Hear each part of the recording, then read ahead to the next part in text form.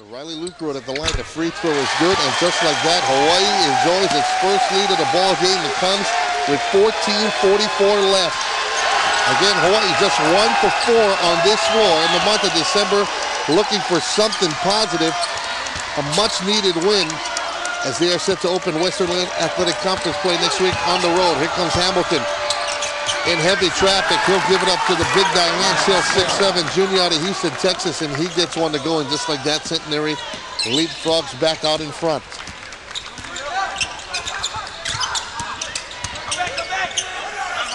Gibson to Riley Lucro. He'll reset. 25 on the shot clock. A lot of time for Hawaii. Matt Gibson working off Adams. Free ball on the way from Bobby Nash. He gives it to Tiger Woods' 5th pump. And Hawaii, its largest lead, 42-40.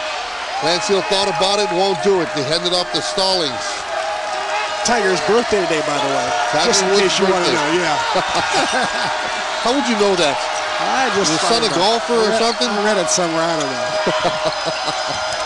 Well, Dillinger goes to the floor hard. That leaves numbers for Centenary, and Stallings gets one to roll in and out. Gibson tried to pounce one off the leg of Hill. It misses. Everything went right to Anthony Gatlin. And just like that, Centenary ties it up at 42. Cardinal sin by Gibson that time, throwing the ball back underneath his own basket. He's better off just eating the ball rather than throwing it back under his basket. Dillinger won't take the three. Gibson asking for it. Dillinger doesn't give it to him now. He loses it to Chase Adams.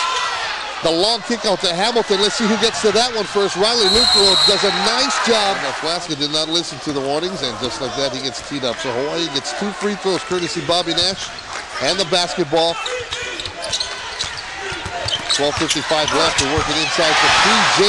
Owsley. He gets the muscle hoop, and Hawaii has rebounded nicely from that tough shooting in the early going. Meanwhile, Centenary is kind of falling off a little bit. Both of these teams shooting 47% right now. Owsley got in very deep in that post move right there, very deep. Hamilton kicks it over to Stallings. Stallings and Hamilton both that backcourt tandem leading the Gents in scoring. Matt Gibson called for a push, and boy, he just looks at the official like, buddy, I'm just trying to play hard defense here. Can't be complaining about that. A lot of contact along the way. They only called him for the last push. He's got a hand check right there on the back. Then he's got a hand check on the hip.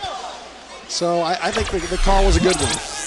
Officials talked to us about that before the game, that they were looking for those hand checks, and Gibson had one right there. Now he pokes it away. Good defensive play there. Dillinger lost the basketball. They're going to call a travel on him.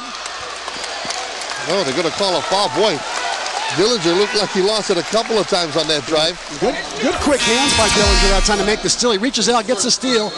Here he gets tied up. But for some reason, I would have called a travel personally, but it looked like they gave him the benefit of the doubt on the fact that the defense caused that to be knocked out of his hands, and they said he lost possession. Justin Glenn's first personal foul. I thought for sure it was a travel, but none called. Boy, Gibson, I thought that was one there, but here come the Gents. Stallings ahead of the pack. Does not have the numbers, does not care. Goes right to the glass. That was a 1-on-3 break. Stallings took it to the window, and he got that to go, plus the foul. This guy can play some basketball. He sees, where the defense, he knows exactly where the defense is. He knew there was somebody behind him. He knew Gibson was behind him. He saw Owsley in front, and he just split him. The second personal on P.J. Owsley, and now's the time to go get something to drink from the fridge, folks, because Nick Stallings is on the line. It's going to take a while. He's going to sit there, think about it, and here we go. Shots on the way. That time not good. First miss tonight. That's right, 46-44. Hawaii nursing that 2-point lead.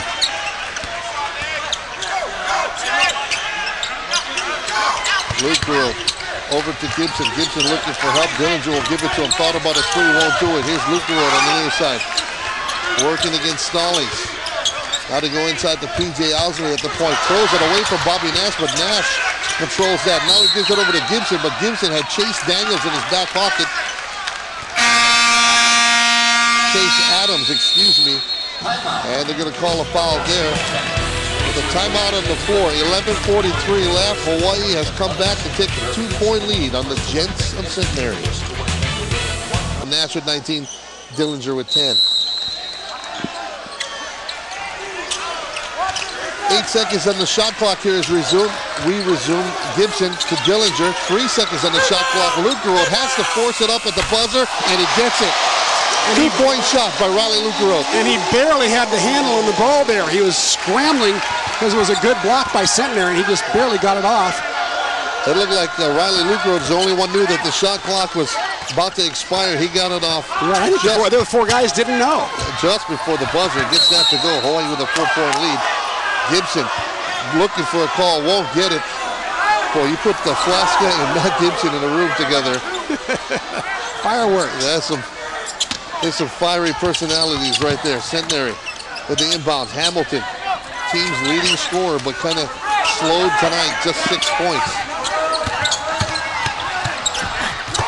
Baseline drive here. Hill trying to recover for the Gents, and here comes Hawaii. Dillinger. Quick inside feed to Bobby Nash, a fall-away jumper. Gets the members bouncing just like that.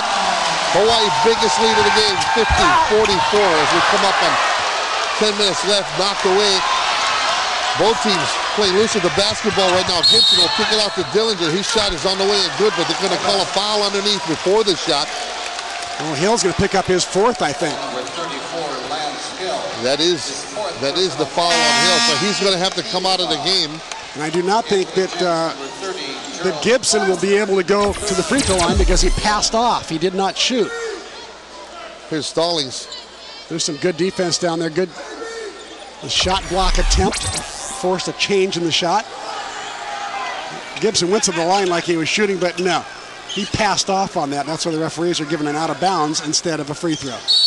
Well, Stallings has taken almost half of Centenary's shots. They've taken 40 shots as a team, 16 of them by Stallings. He's hit 8.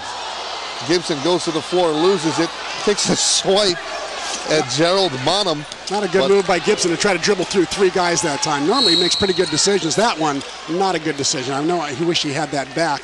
That resulted in Hawaii's 15th turnover. They had 11 in the first half, so they've kind of trailed off a little bit on the turnovers. That time Stallings on the other end goes into traffic. And he looks like he could be having a little bit of a problem with his right bicep. He keeps looking at it like it's injured a little bit, but so far it's not slowed him down at all. He's got 21. Boy, the inside feed to Bonham, and he almost blows it. Chase Adams. Good helping defense there in the gaps. Oh, look at this, wide open. Stallings, you got to figure he's going to hit that. That's one guy you cannot leave open. Everybody should be able to rotate and help in the gaps and help side defense, except for the guy who's guarding Stallings. He's got 24 of their 47 points. Yeah, he was so alone. He was having self-esteem issues out there. He just hit back and popped it from tree land. He was wide open. Justin Glenn was open himself, but he thought the better of it, said give it to the hot end.